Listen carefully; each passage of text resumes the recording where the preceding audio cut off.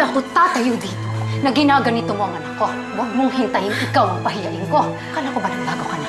If you're treating her this way, she's coming home with me. Hindi pa tayo tapos. At ikaw, kasalanan mo kasi ito eh. Ang lantito mo kaya nasisira ang pamilya. Miranda. Heredera ka nga ng Miraveles, pero utak at ugali, obrero pa rin. Miranda! How dare you insult my daughter like that? Sinong pinagmamalaki mo? Yung anak mo? Siya ba ang tunay na heredero? Rebecca, please! Tumahimik ka, Rebecca. Sinong malandi? Sinong malandi? Ang anak ko o ikaw?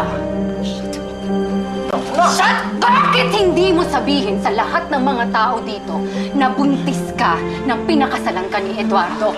Kung may bastardo dito, yan ay ang anak mo.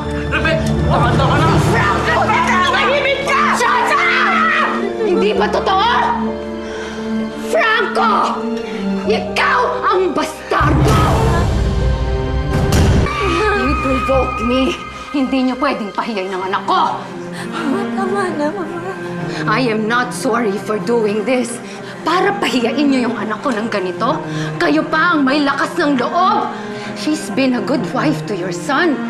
Tiniis niya ang lahat. Hindi niya iniwan ang anak mo kahit na nalaman niya ang totoong pagkatao nito. Ang anak ko, heredera.